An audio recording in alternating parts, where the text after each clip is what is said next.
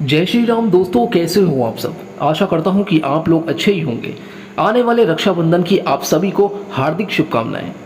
सावन पूर्णिमा पर मनाया जाने वाला रक्षाबंधन का त्यौहार पूरे देश में उत्साह से मनाया जाता है। इसमें बहनें अपने भाई को राखी बांधती हैं और उनकी उन्नति दीर्घायु के लिए प्रार्थना करती हैं। लेकिन क्या आपको पता है कि सबसे पहले एक पत्नी ने पति को राखी बांधी थी, फिर बाद में भगवान श्री कृष्ण के समय में यह बहन और भाई का त्यौहार बन गया। आइए जानते हैं दोस्तों रक्षाबंधन की पौराणिक कथा। रक्षाबंधन त्यौहार का इतिहास काफी पुराना है। धार्मिक ग्रंथों के अनुसार अगर माने तो इसका जुड़ाव देव दानव युद्ध में से है, जिसमें एक पति ने सबसे पहले सावन पूर्णिमा पर पति की रक्षा के लिए रक्षा सूत्र बांधा था। बाद में इसकी परंपरा शुरू हो गई और पुरोहित यजमानों के घर जाकर रक्षा सूत्र बांधने लगे और उनके कल्याण की रक्षा की प्रार्थना करने लगे।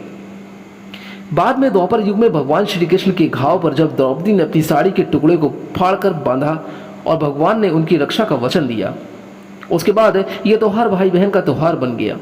साथ ही रक्षा सूत्र की जगह इसका स्वरूप बदलकर आधुनिक राखी में तब्दील हो गया। आइए सुनते हैं रक्षाबंधन की एक पौराणिक और ऐतिहासिक कथा। रक्षाबंधन की यह कहानी सतयुग की है और वह पति पत्नी देवराज इंद्राणी थे। कथा के अनुसार एक बार इस समय देवताओं और दानवों में युद्ध छिड़ गया। इस युद्ध में देवता हार रहे थे। देवराज इंद्र को इस मुश्किल घड़ी से निकलने का रास्ता नहीं सूझ रहा था। दोस्तों, अगर अभी तक आपने इस वीडियो को लाइक नहीं किया तो एक बार इस वीडियो को लाइक करके चैनल को हमारे सब्सक्राइब जरूर कर दीजिएगा। जो भी लोग नए हैं कृपया करके इस चैनल को सब्सक्राइब करके बेल आइकन को जरूर प्रेस कर लें, ताकि हर वीडियो का नोटिफिकेशन सबसे पहले आपको प्राप्त हो सके। आखिरकार 12 वर्ष तक चलने वाले इस युद्ध में देवता असुरों से युद्ध हार गए और देवताओं के राजा इंद्र की पराजय के बाद स्वर्ग पर अधिकार कर लिया। साथ ही इंद्र और अन्य देवता अमरावती पलायन कर गए। दैत्यराज बाली ने तीनों लोगों को वश में कर लिया और देवराज इंद्र के सभा में आने पर रोक लगा दी। साथ ही देवताओं और मनुष्यों के यज्ञ कर्म करने पर भी रोक लगा दी थी। सभी लोगों को उसकी पूजा का आदेश दिया गया। इस आदेश के कारण यज्ञ, उत्सव, वेद, पठन पाठन सब बंद हो गए थे। धर्म के नाश से देवताओं का बल घटने लगा। यह देख देवराज इंद्र देवगुरु बृहस्पति के पास पहुंचे और उनके चरणों में निवेदन किया कि हे गुरुवर, ऐसी स्थितियों में मुझे प्राण त्यागने ही होंगे। ना ही भाग सकता हूं और ना ही युद्ध भूमि में असुरों का सामना कर सकता हूं। मैं क्या करूं और कहां जाऊं, कुछ समय में नहीं आ रहा। आप ही कुछ उपाय बताइए गुरुदेव। इस पर गुरु बृहस्पति ने उन्हें रक्षा विधान करने की सलाह दी। श्रावण पूर्णिमा के दिन प्रातःकाल येन बद्धो बलि राजा दान वेंदो महाबला तेन तौभी विविधानी रक्षे माँ चला मंत्र के साथ रक्षा विधान संपन्न किया और इंद्राणी ने सावन पूर्णिमा के अवसर पर विप्रों से स्वस्ति वाचन कराकर रक्षा सूत्र का तंतु लिया और अभिमंत्रित तंतु इंद्र की दाईं कलाई में बांधा।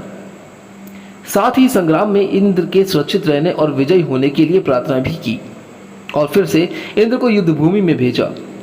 इसके बाद हुए देवासुर संग्राम में रक्षाबंधन विधान के प्रभाव से दानव भाग खड़े हुए और देवताओं की विजय हुई।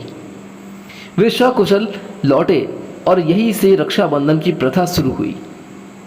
ब्राह्मण आज भी राखी के दिन अपने यजमानों के यहाँ जाकर रक्षा सूत्र को बांधते हैं और इस तरह सबसे पहले इंद्राणी ने अपने पति की कलाई पर यानी कि रक्षा सूत्र बांधा था। द्वापर युग से बना भाई बहन का त्यौहार। भाई बहन के त्यौहार रक्षाबंधन के इस स्वरूप को आधिकारिक रूप देने का श्रेय भगवान श्री कृष्ण को ही दिया जाता है। इसके बाद ही रक्षाबंधन भाई बहन के पवित्र रिश्ते का प्रतीक बन गया था। कथा के अनुसार अगर बताएं तो जब श्री कृष्ण ने अपने सुदर्शन चक्र से शिशुपाल का वध किया तो उसकी अंगुली चोटिल हो गई, उनसे रक्त बहने लगा। तब द्रौपदी ने अपनी साड़ी का पल्लू फाड़कर उनकी अंगुली पर बांध दिया था। बाद में द्रौपदी चीरहरण के समय श्री कृष्ण के भाई होने का कर्तव्य निभाते हुए द्रौपदी के मान सम्मान की रक्षा भी की थी। जैसा कि आप सभी लोगों ने देखा ही होगा महाभारत में किस तरीके से श्री कृष्ण जी ने द्रौपदी के चीरहरण के समय उसको साड़ी प्रदान की थी और दुशासन साड़ी खींचते खींचते थक गया था।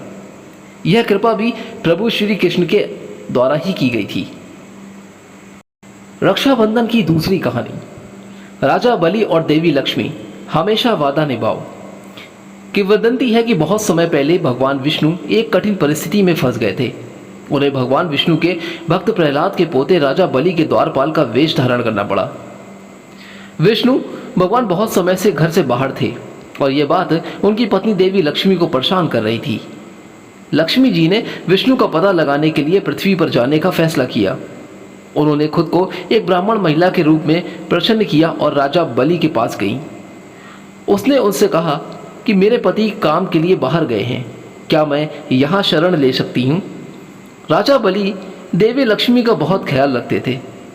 उन्हें यह भी पता नहीं था कि ब्राह्मण महिला वास्तव में एक देवी थी।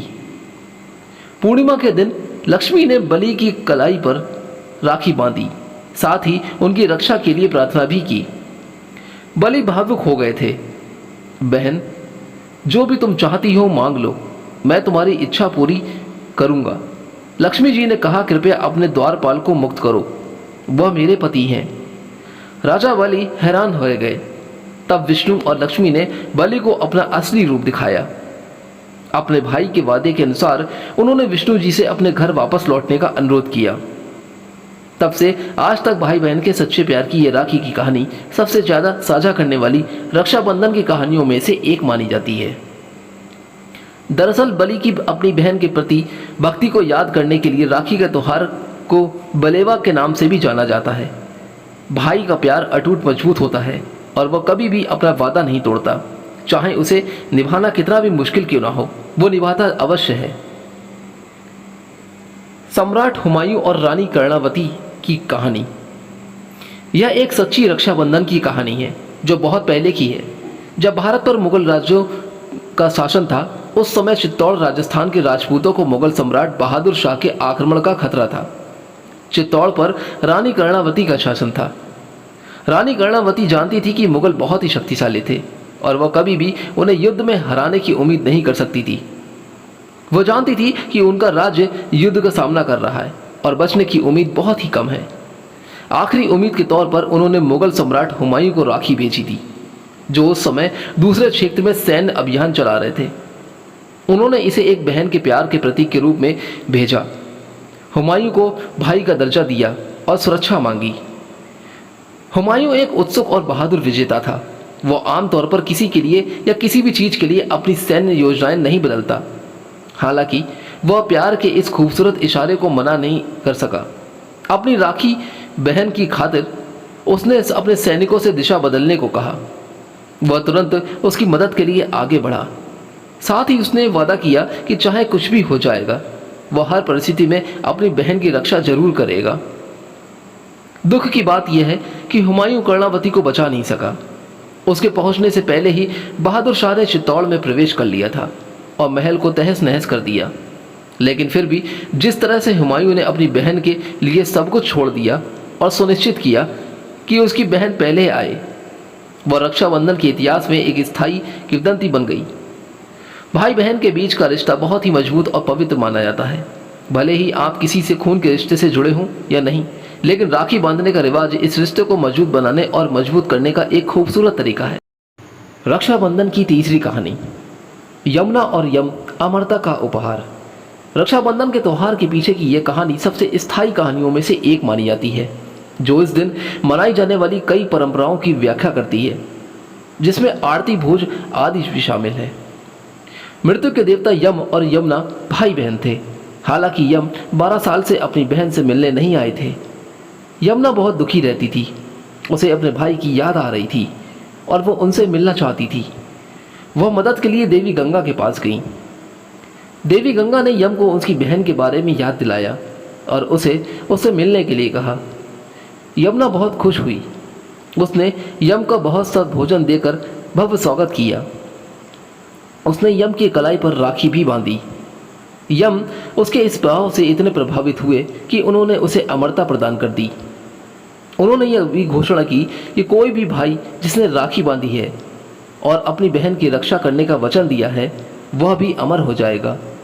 उस दिन से ही भाई राखी के अवसर पर अपनी बहनों से मिलने जाते हैं और भाई बहनों का प्यार अमर है। रक्षाबंधन और उत्सव का समय है। हमें उम्मीद है कि इस रक्षाबंधन पर आप अपने बच्चों के साथ मज़ेदार कहानी सुनाएंगे। साथ ही यह प्यार का त्यौहार आप भली भांति बहुत ही उत्साहपूर्वक भी मनाएंगे। तो दोस्तों, आशा करता हूँ कि इस वीडियो में बताई गई कहानी आपको अच्छी जरूर लगी होगी। अगर कहानी अच्छी लगी हो तो इस वीडियो को एक बार लाइक करके चैनल को सब्सक्राइब करना मत भूलिएगा। आज्ञा दीजिए, चलता हूँ यहाँ से, फिर मिलूंगा जल्दी ही कोई और अच्छी कहानी या फिर कथा को लेकर। तब तक के लिए आप अपने जीवन में खुश और स्वस्थ रहें। हनुमान जी महाराज आपकी हमेशा रक्षा करें। जय श्री राम।